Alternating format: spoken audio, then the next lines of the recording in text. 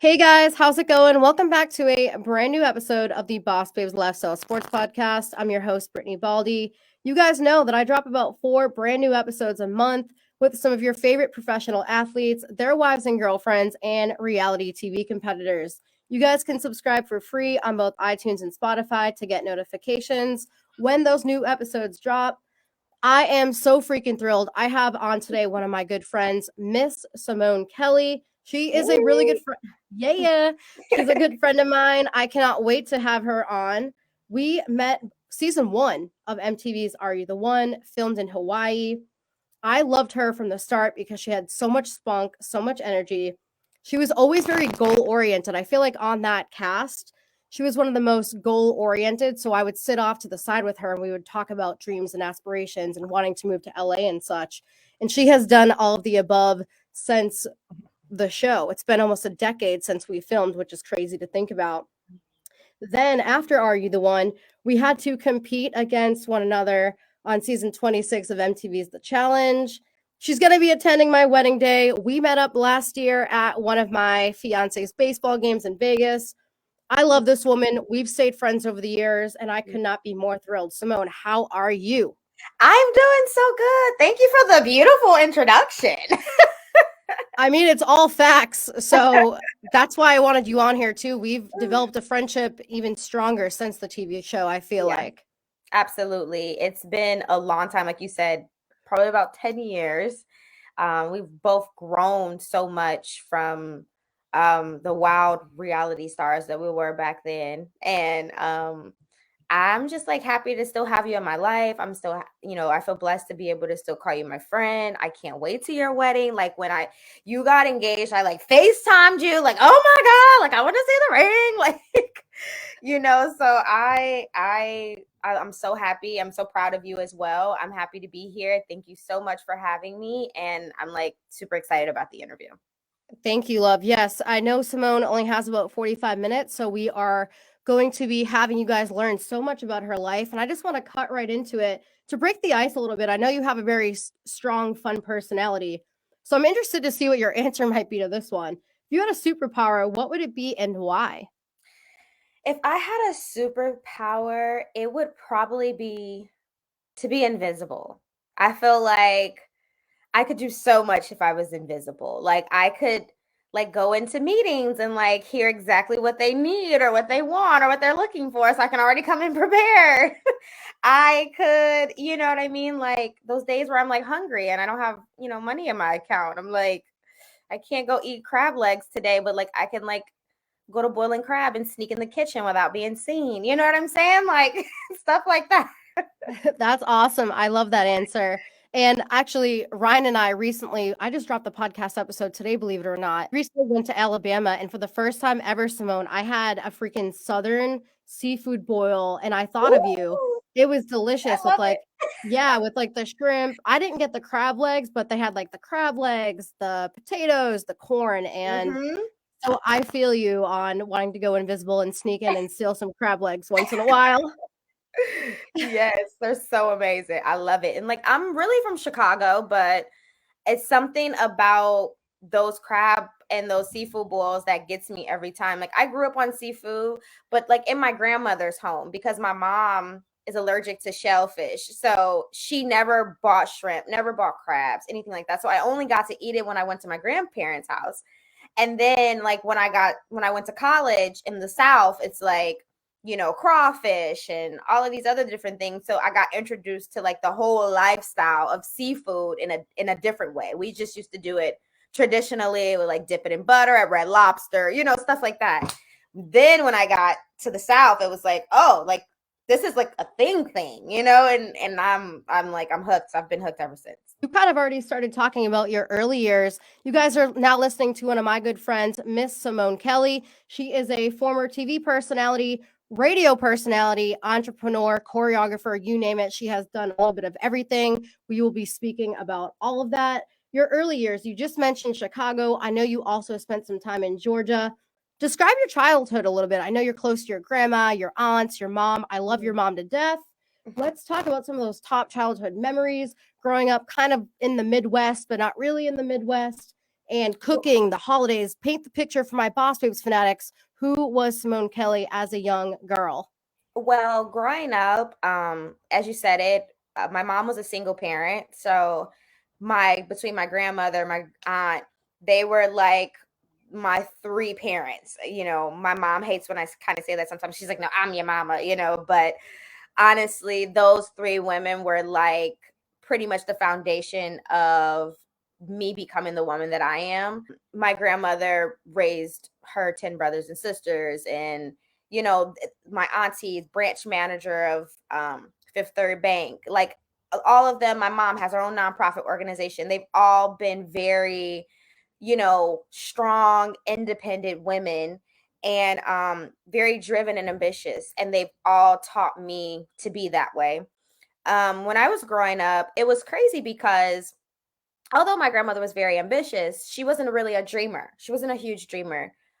She kind of had the old traditional background process of like, you know, you need to go get a good education. You need to work in medical. You need to do something that you're going to have stability and be able to have a great job. You know, that was her thing. And ever since I was 5 years old, I always knew that I wanted to be in entertainment. Like, I love the Spice Girls. I like, you know, would sit and learn their dances and you know, have sleepovers with my friends and be like, all right, guys, I want to teach this dance. 5, 6, 7, 8. Like, I was that friend that when you came over to my house, you were gonna learn a dance and we were gonna be performing it for my mom and her friends, like at the end of the weekend. I always knew I wanted to be in entertainment, and my grandmother was just more, you know, of the safe route of stability and having a career. I just thank God that my mother was very supportive of me following my dreams.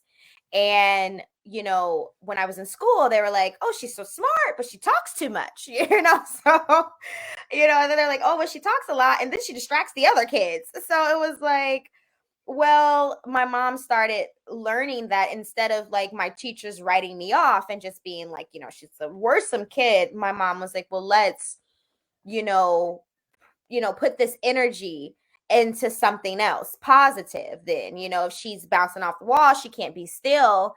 You know, you want to dance? Like, yeah, I want to dance. And then she put me in dance class. Then, you know, I needed more extracurricular activities. And she was like, all right, well, you want to play an instrument? I'm like, yeah. So then I played the clarinet. Then, you know, when I was 15, I played the guitar. I was always on the dance team from the time I probably was like maybe what, sixth grade up until college. You know, I never stopped dancing from the time I was 5 years old. So it's like all of those things kept me in a creative space. And it was like the more and more that I got older, people started loving me really off of my personality and the way that I just was so ambitious. And I felt like for a long time, I felt like the outsider in Chicago because where I'm from, you know, there's a lot of violence and a lot of crime. And, you know, I feel like the people that I was hanging with at that time, although they were pretty good kids, they weren't like horrible. I don't think that we had the same goals, you know, like I knew I never seen myself just staying in Chicago. I knew that I wanted more for myself. I wanted more for my family.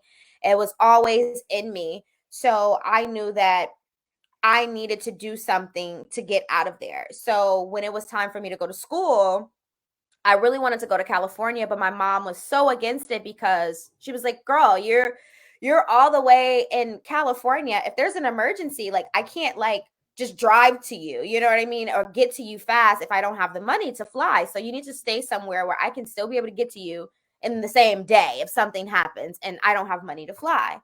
And I was like, "Okay." And Atlanta was like the new Black Hollywood. It was coming up and I was like, "Well, how about Atlanta, you know?" And I went to school in Atlanta. Shout out to Clark Atlanta University. Yeah, I got my bachelor's degree in theater arts. So I actually studied theater while I was there.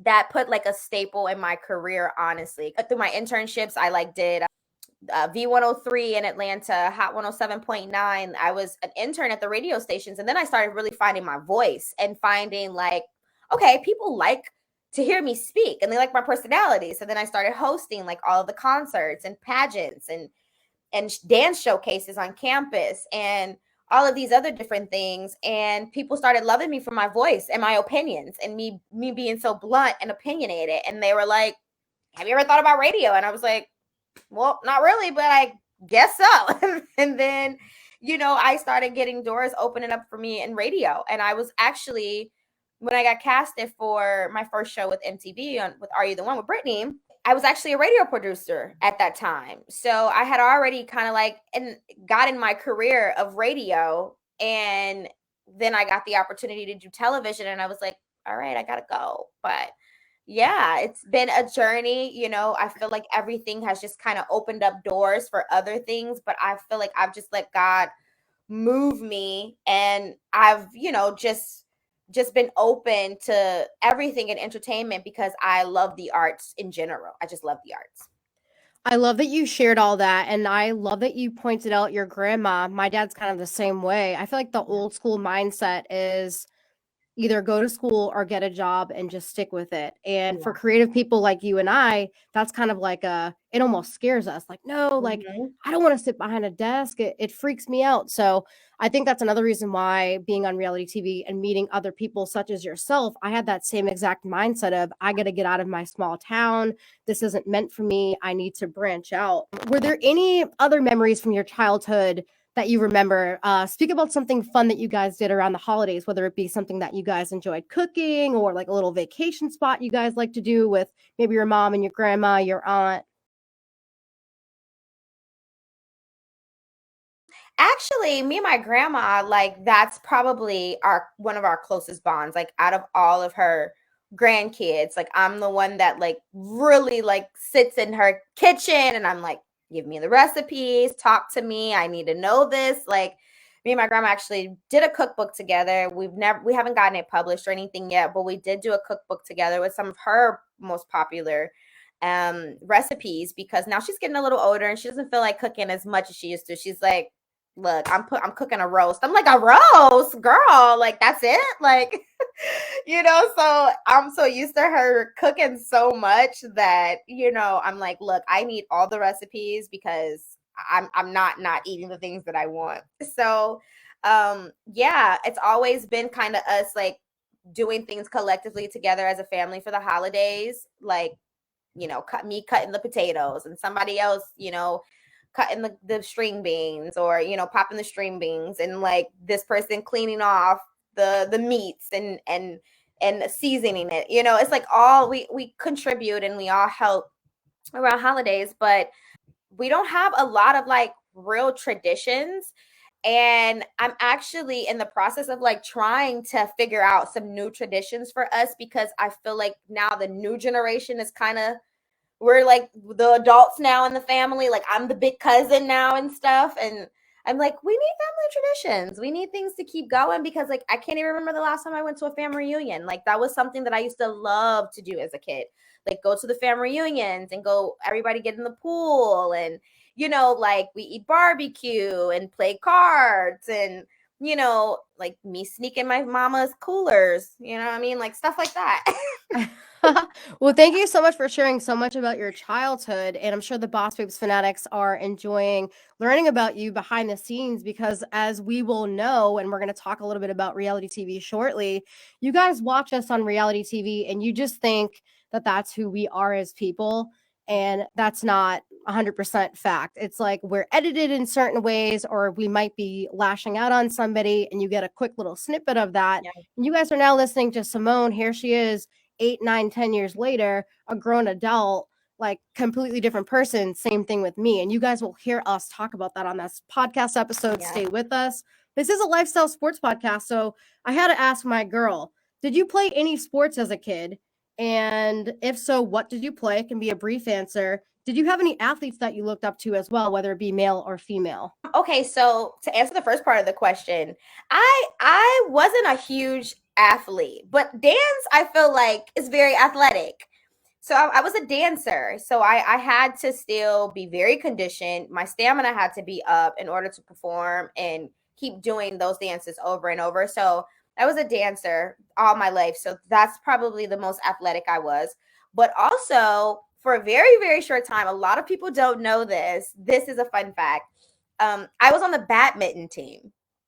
And don't ask me why I joined the badminton team, but I was on the badminton team for a short amount of time and I loved it and I had a good time. And then like I started like the boy that I was like dating at the time, I started like leaving practice and going to see him and stuff. And my mom was like, all right, now you got to quit the team.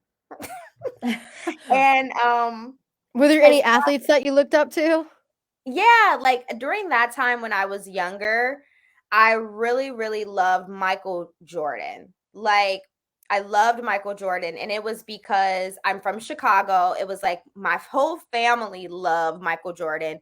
I always wanted his sneakers, you know, like I'm a freaking Jordan head, like even still to this day, most of my sneakers are Jordans. And yeah, like I loved Michael Jordan. Michael Jordan, hands down.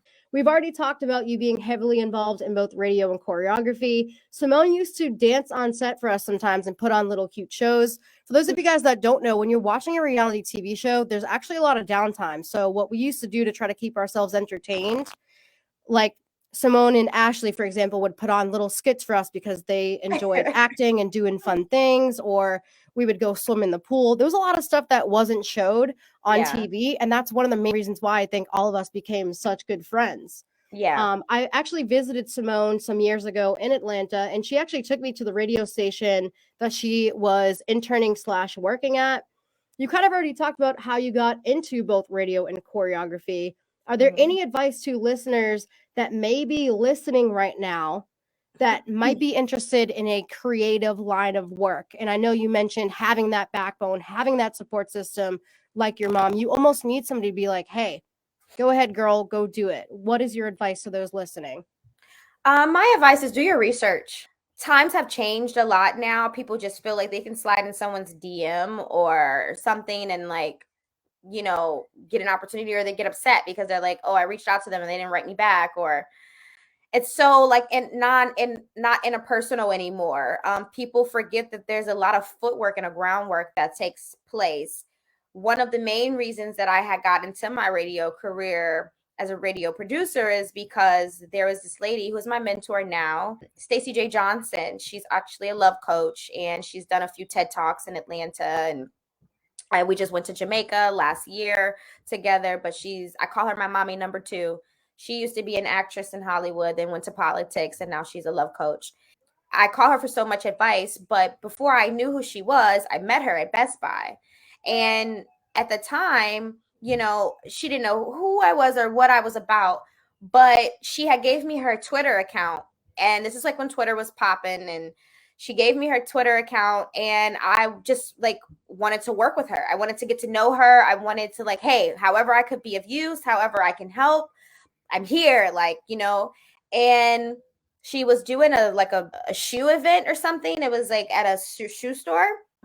I went to the event by myself with no friends, nothing. I came with the mindset of when I go to meet her, I am going to leave with her phone number. If I don't leave with anything else, I'm going to leave with her phone number.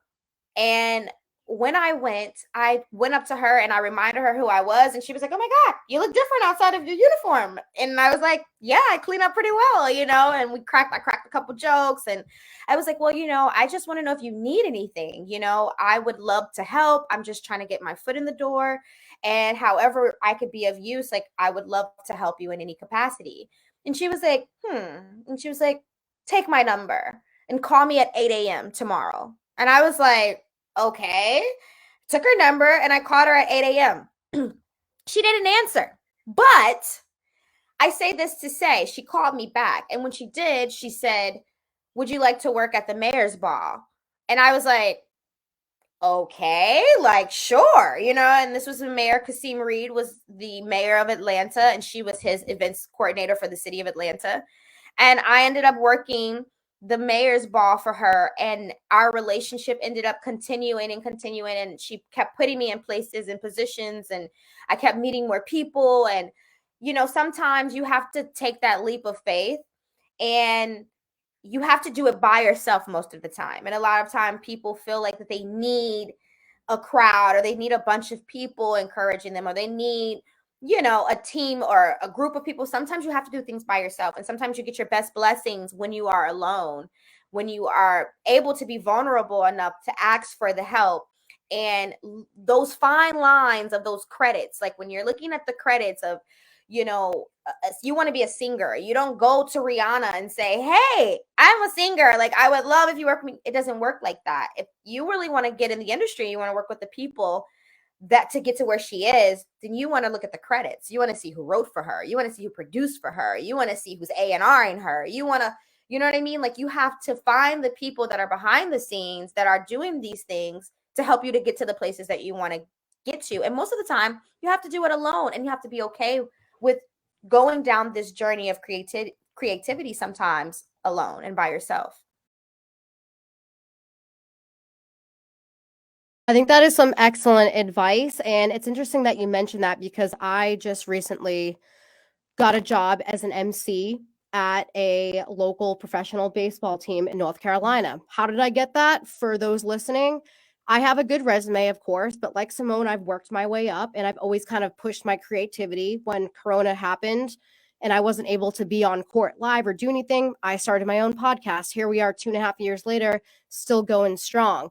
Simone, same thing. She always kind of pushed the limit and did her own thing. The reason why I bring this up, I am now working alongside some interns at this professional baseball team, and I enjoy them asking me questions like, how did you get to where you're at? What are you doing? Like, did you go to school for this? And it's good to ask those questions, and don't be afraid to ask those questions, and observe. Simply observe, do whatever you can, get an intern position. And you have to do things for free sometimes at the beginning, but it's a way, as Simone is saying, to get your foot in the door. And since Simone only has like another 25 minutes left, I'm going to kind of speed it up a little bit. Simone has actually dabbled a little bit in singing. She's made some really awesome music videos. By the way, my dad loved it. He's the one that was, no, seriously. He asked me, he's like, is Simone coming to the wedding? I got to meet her. I'm like, yes, Dad, she's coming to the wedding. Let's talk a little bit about your singing career before we switch on over to reality TV. So, singing, music videos, and are you currently still teaching any choreography classes? And if so, where can people come join you? Well, right now I'm not teaching. Right now I'm training. I had took a break for dance. I think that as a creative, sometimes we all like kind of get a little burnt out at times, and we're like, God damn it. Like, is this what I'm supposed to be doing with my life? God, like, it becomes very stressful sometimes, because you're literally most of the time waking up on faith in a dream. And it can be very stressful. So I took a step back from dance because I just wasn't in a creative space anymore for a while. And now I'm back training, and I feel better. Like, I'm feeling, it makes me feel so good. Like, I feel like I'm like learning my body all over again. And sometimes it takes that. Like, sometimes it takes you to do that. And I needed that. So like right now I'm not teaching, I'm learning. And I feel like as a creative, like, you never should stop learning. Like, Denzel Washington still takes acting classes. Never stop learning. Yeah, I'm still doing singing. I'm still working with music. Mostly I'm trying to do like syncing more so. So more so music like on TV shows and stuff like that. So even if I don't put anything out like for the public, I'm still submitting music for TV shows and movies and sitcoms and pilots and stuff like that, because like you still make good money without being the Rihannas and, the Beyoncés. You still can make really good money in music behind the scenes as well. Awesome. So you guys are learning a lot of tips and tricks from Simone right now. She is saying you don't have to be a Rihanna or a Justin Bieber. Yeah. You can literally take your creativity and maybe even become like a songwriter on the side while you're trying to learn those vocal skills. And I loved the fact that you mentioned continue to be a creative, take the breaks when you need them, and also be on top of constantly learning and being an observer, because one of the biggest things I've learned in this industry, you're never going to be perfect. And I think that's one of the reasons why I enjoy this industry so much, is because you're always like seeking for the next step and like trying to better your skills. And it's interesting because my fiance and I will talk about it. He's a professional baseball pitcher, as you guys know, and he's been in the league, or he's been playing pro ball off and on for the last 12 years or so, and he's always honing in and perfecting his craft. So thank you so much for sharing that, Simone. Yeah. But Let's switch on over to the TV world. Again, as I mentioned, Simone first appeared on Are You the One Season 1 on MTV. It was a dating show. We were all basically trying to find our own perfect match. It's currently on Hulu and Netflix if you guys want to go watch it. Again, watch with a grain of salt. That was 10 years ago. I mean, I try to say that jokingly. No, seriously. Because seriously. I mean, sometimes I like watch it. It's like if somebody posts something and they want me to repost it or something like that, it's like cringy. You know what I mean? I'm like, all right, I'll post it, but it's like, same. I kind of cringe a little bit too, but at the same time, I'm like, you know what? I was 20 years old. I had never been on TV before. Sometimes you forget that the cameras are even on. And it's like, for my adult listeners that are listening, think of yourselves, guys. If you were 20 something years old in a room with a bunch of attractive people, both men and women, and a bunch of alcohol. With a bunch of alcohol, with a bunch of like amazing producers encouraging you guys to have fun and living in Hawaii, basically on a free 6-week vacation, you would be going ham as well. You're going to be acting an ass. Exactly. So I will first start off with asking you, and we'll keep it brief. We're not going to get into too many specifics. Again, if you guys want to watch the TV show, go ahead. What made you want to test out reality TV to begin with? My career, honestly, just I knew that I wanted to be in entertainment, and I really looked at it as a stepping stone, and it has been. It's been a stepping stone to open doors for other things, but I honestly did go into it with the mentality of it just being an opportunity to boost my career in other ways. And as far as the process for being chosen, what was that process like? And any top memories from that experience in general, whether it be living in Hawaii or making friends or some of the challenges that you did, what did you enjoy most about being on Are You the One? And discuss a little bit about that decision-making process from the casting producer's side of things. It was very interesting with the dynamic of the casting process for our show in particular, because we were the very first season of Are You the One. We were like the stamp of approval of like we set the foundation, I would say, for the next seasons to come. And I think that they did an amazing job with the casting. We all had so many different personalities, but big personalities in our own way. Like, I honestly felt like everyone on our season 1 was a star in their own way. Each person. I think that they all seen the great qualities in us, and they knew that we were going to be the reason why this show was going to have a long run. And it did, and it has, like, I don't think that if we were not the first cast, I don't know that this show could have had 6, 7 seasons, still casting.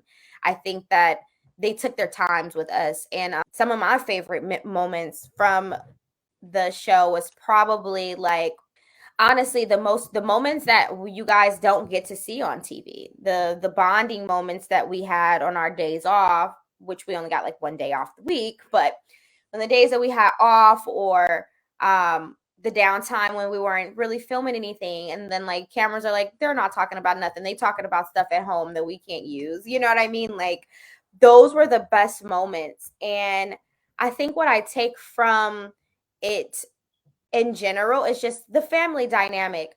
I love lighthearted entertainment. I think that they were like our like parents in a sense of they looked at us as like their little babies. And I really genuinely love the production company. So I think that was like a really big my big moments and memories from working with them. Well, thank you so much for sharing that. And again, if you guys are interested in watching us on Are You the One, feel free to go ahead and do so. As I mentioned, it's on, I believe, Hulu, Netflix, a couple of other programs right now, Paramount Plus. Again, with a grain of salt, we were very young. We fully enjoyed it. And as Simone mentioned, we developed a lot of great friendships. And I loved my experience because I think it taught me who to date, who not to date. Obviously, you guys saw me kind of in a bad situation on that show, and now I'm engaged to a great guy. Thank God. I know we're pressed for time. I'm trying to catch a bouquet at the wedding. Simone's like, I am next. Woo! I love that. I want to talk a little bit about MTV's The Challenge. I know that you did 2 or 3 seasons. Simone and I actually competed against one another on season 26 of MTV's The Challenge. If you guys want to watch those, I feel like all those seasons are up on Paramount Plus as well. I fully enjoyed having Simone with me on that season because going into it, Simone was really my only friend on that show. So it was kind of scary. We were thrown into it. I knew kind of that I was going to be with my quote unquote ex at the time. So I kind of like clung to her at the beginning. I was like, oh my God, like let's room together. So she was kind of like my saving grace. And it sucked that her and I had to go up against one another in an elimination round. And for me to see her go, if I remember correctly, I want to say I cried that night, but I don't know if they actually got that on camera. So, Yeah. Simone, now that I have you on here, I want to thank you for always being such a good friend and for being there Yeah. for me during that season of the challenge. What were some of your top moments competing? And are you still friends with any of the other cast members from that TV show? From the challenge, I have a few people that I still, stay in contact with here and there. Janae, sometimes Jenna, sometimes Maurice. It's been a few people, not a lot. Cheyenne, yeah, it's a few people, not a lot. I ran into Corey the other day at a Brazilian restaurant, and it was good to see him. I love running into my castmates because it's like we're like family, you know what I mean? Like we're like extended cousins. We may not see each other all the time, we may not talk all the time, but when we see each other, it's like, oh my God, come here, like it's like love, not lost. Whenever we see each other, it's I missed you. I'm so happy to see you. Oh, Jimmy too. Jimmy stays in contact with me sometimes too. So there's a few people that I still kind of communicate with at the challenge. The big question I'm sure a lot of these listeners are going to want to have me ask, so I'm going to throw it out there. Would you ever compete again? I know that's a big question I get all the time. Would you ever go back, especially on the All Stars series that Mark Longhill put together? I Mm-hmm. would love to be a part of that. What about you? I have been asked this question a lot of times, and I've always said no, I would never go back. No, I would never go back. I think that there would be things that would have to happen more so behind the scenes, for me personally, that would make me want to go back into that type of stressful environment. It was completely different from the way that we filmed Are You the One? It was just a lot more stress, and I in order for me to take on that type of stress again, like I would have to have like some securities with, I feel like, from production and stuff like that. So yeah, I'm at a different place in my life now, but I'll try not to say never. You know what I mean? Like if the situation is right, yes. If not, no, you know. And I can agree with Simone with that answer as well, because for me, if you had asked me probably 6 or 7 or 8 years ago, would I go and do another dating show again? My answer would probably be heck yeah. Now it's like I'm in my early 30s. Obviously, I'm engaged, but even if I was single, Right. it's like your kind of like needs and wants start to change a little bit, and you kind of Yeah. don't want to be bashed on social media by people, and you're kind A of lot just in a different. different spot and mindset. Exactly. Yeah. So I feel you on that. Before we wrap up the TV talk, guys, thank you so much for listening. I'm your host, Brittany Baldi. Joining me today is one of my former castmates and one of my good friends, Miss Simone Kelly. We are talking all things her growing up in Chicago, spending time in Atlanta, the fact that she's an entrepreneur, being involved in TV, radio. She's been giving you guys some excellent tips and advice on how to kind of feed your creative mind. Last questions about reality TV, and then I want to switch over briefly into you becoming an entrepreneur before we wrap up. Very last question. How did you mentally and physically prepare for each season of MTV's The Challenge? Mentally, I don't think I did a lot of preparation mentally, honestly. I think that's half the problem that I had there. But physically, I would go on like these diets. I would do all of these like workout routines before I would get started. I would get a fitness trainer. Like I would do all of these things, but I usually would do it like 3 weeks before I went to the challenge. So that's probably why I was getting eliminated so soon, because I probably needed more than 3 weeks to work out before coming there. But hey, honestly, people like Jenna would just wing it too. And sometimes Mm-hmm. you don't really even need to be that physically fit. Like, I'll admit, like, you crush it on the seasons that I watched you on. And it's Yeah, like, not, Rivals 3.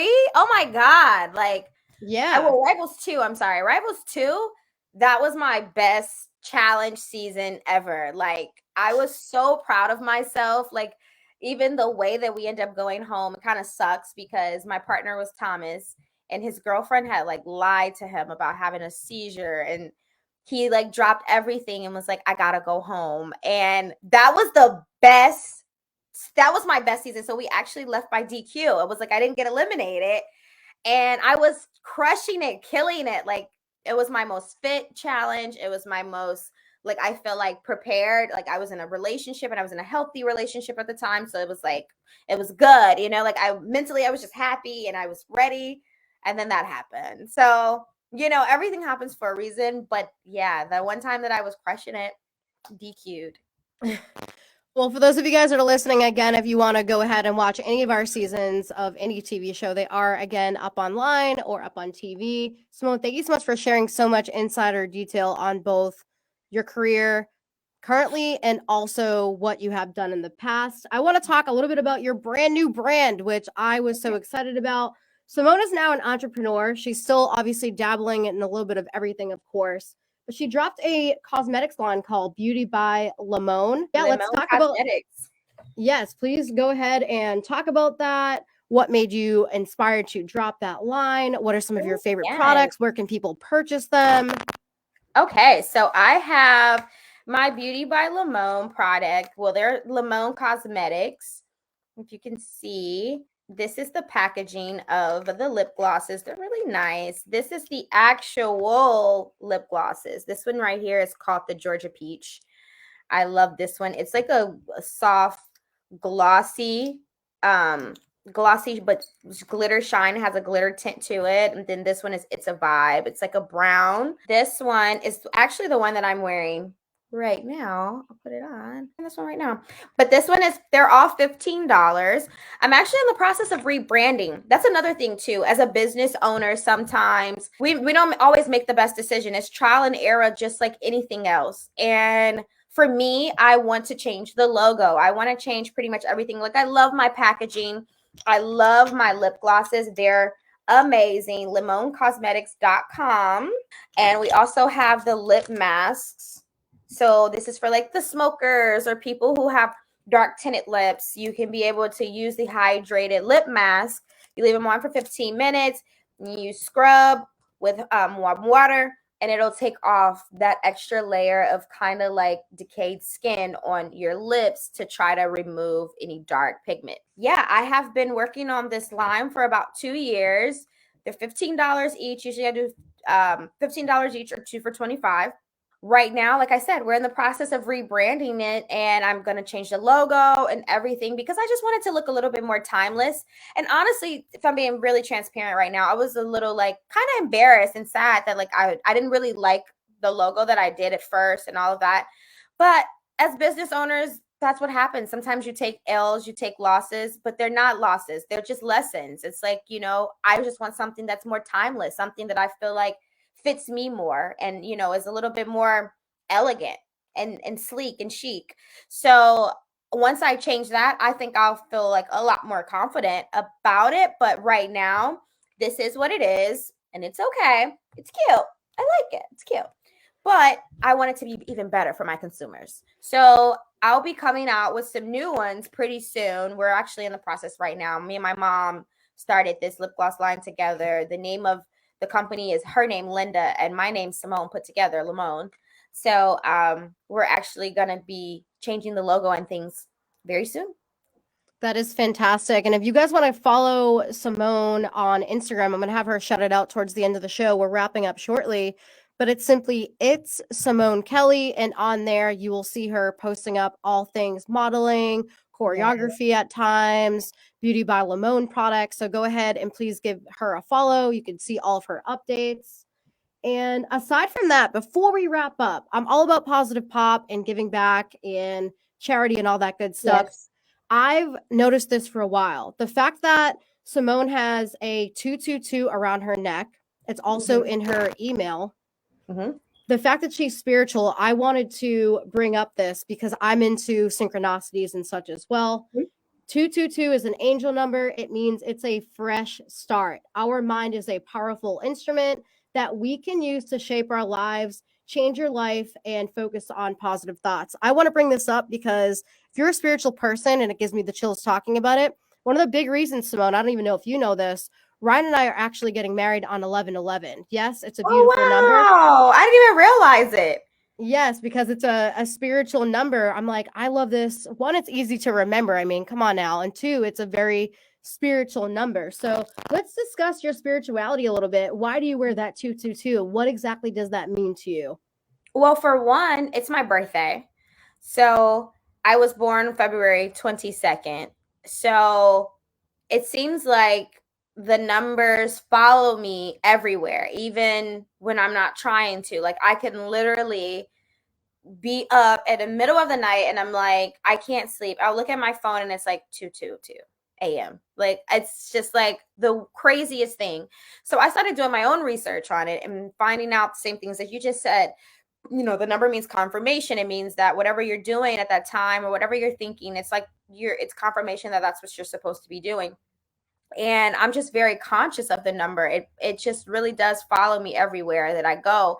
And it is an angel number. So I believe that, I don't know who my angel is out there, but I've been in a lot of situations where I kind of feel like, it was nothing but God. There's like, I can't explain it. I can't describe it. I don't understand it myself. You know what I mean? I can't even put it in words sometimes. And, I feel like as a creative, you have to have some type of higher being, no matter who or what that may be. I'm not really so big on like the religious aspect. Yes, I'm Christian. That's what I was born as, and that's what I was born into. So, it does set the foundation of my, religious lifestyle, but I'm not too religious. I'm more spiritual than I am religious because I do believe in there's so many different ways of learning, so many different ways of loving, and there's no just one way to do it. My spirituality, I know, has taken me out of depression, anxiety, all different type of things because you have to have something to believe in no matter what it is. Like you have to have something to believe in, something to love, and something that is a higher being in your life in some type of way.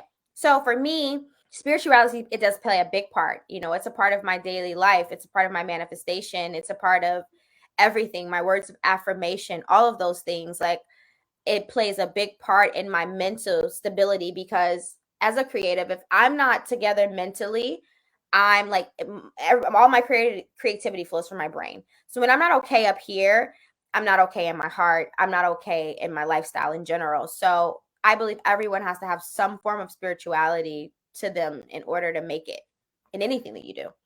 And it's weird to say because, again, I get the chills. I feel like a lot of us that go on these reality TV shows and that are creative in multitude of different ways, it's almost like I don't want to say like the chosen few, but I feel like we Yeah. are kind of like the indigo children Oh that yeah. are like using our creative mindsets to like spread our word out to people. Like, hey, you don't have to be stuck in a box. You don't have to go to college if you don't fully want to. Like, we're kind of like telling people use your creative skills. You were born here not Yeah. to just like be born, go to school, do this, pay bills, and die. It's like Simone is saying, dance if you want to dance. If you want to open up your own freaking sneaker company, go do it. If you enjoy cooking, go become a cook. Like follow your faith, follow your dreams, and you're gonna have those highs and you're gonna have those Yeah. lows, and you're gonna even plateau sometimes and be like, damn, like is this really who I am or what I want to be? And every time you push through it and you meditate and use your faith, as Simone is saying, you're gonna get through it. Yeah. And it's Because like honestly, life is a constant roller coaster, and it says a lot about a person how you deal with your losses. Like how you deal with your wins. Everybody's happy when they're winning. Everybody's happy when everything's amazing and going good. But how you deal with your losses and how you deal with a thing when you're not winning, that says a lot about your character. That says a lot about who you are as a person, and it says a lot about who you're going to be and whatever it is that you want to do. Because in anything, whether it's in a relationship with someone you love, whether it's a friendship or there's a business relationship, things are going to go bad at some point, no matter what. Things are not going to always go the way that you want them to, but it's on you to lean on your spirituality to be able to still know that if you feel that when you were winning, God was in those situations, and was there for you while you were winning, why wouldn't he be there when you're in your bad state, when you're losing? He's still there. It's just you have to find it within yourself to be able to see that in the midst of the fire. And to sort of wrap this talk up, but I could talk about this with you forever. So I'd love to have you on this podcast again at some point to even just talk about spirituality. But for my big thing, Simone is talking about the roller coaster and the highs and the lows. I feel like God kind of gives us those lows at times. One, so we can dig deeper and dig more into our creative mind, but two, to help humble us. Because I will admit, even in my early 20s, when I was on those reality TV shows, I almost started to forget who I was. I almost started to like think that I was better than other people. And I got slapped in the face really hard multitudes of times. And eventually you get like humbled. And now I'm kind of like been building myself back up the last 4 to 5 years. And I've learned when I am back on that little pedestal again, I'm going to be treating things way differently. And I have been. I do charity work. I give back now. I volunteer. I teach kids questions about how are you doing this and how are you doing that. So it's like what Simone is saying.